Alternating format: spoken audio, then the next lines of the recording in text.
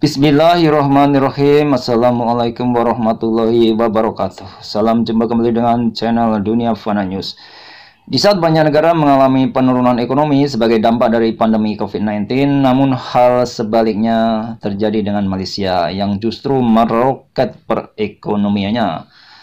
Seperti dilansir dari CNBC Indonesia berikut ini, apa penyebab meroketnya perekonomian Malaysia di saat pandemi COVID-19 ini? Terjawab sudah dalam informasi dari CNBC Indonesia. Menurut info dari CNBC Indonesia, sebuah laporan terbaru yang dirilis Badan Statistik Malaysia pada 13 Agustus 2021 mengungkapkan bahwa ekonomi negara itu pada kuartal 2 2021 naik hingga 16,1% secara year on year. Wah, kenaikannya luar biasa ini. Mengutip Straits Times, tak hanya secara kuartalan, badan tersebut juga merilis data peningkatan ekonomi Malaysia pada paruh pertama 2021. Disebutkan bahwa ekonomi negeri jiran itu tumbuh 7,1% pada paruh pertama tahun ini dibandingkan tahun lalu, tahun 2020. Kinerja ekonomi pada kuartal kedua tahun 2021 didukung oleh pertumbuhan berkelanjutan di sektor manufaktur dan rebound layanan, kata Kepala Statistik Uzir Mahidin.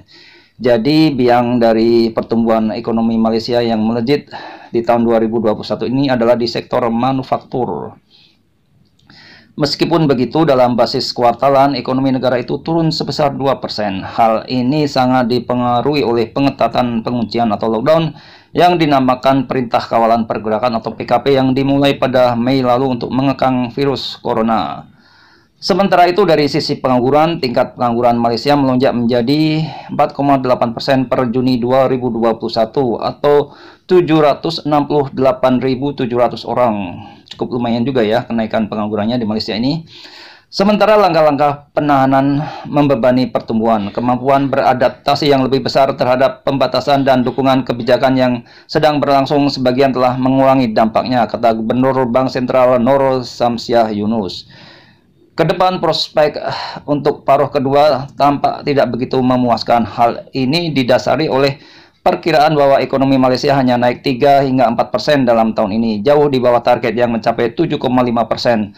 Peningkatan yang tidak begitu besar ini dikarenakan infeksi COVID-19 yang belum menunjukkan penurunan pasti. Pemulihan pertumbuhan Malaysia diperkirakan akan berlanjut di paruh kedua tahun 2021 dan membaik hingga 2022, lanjut Yunus.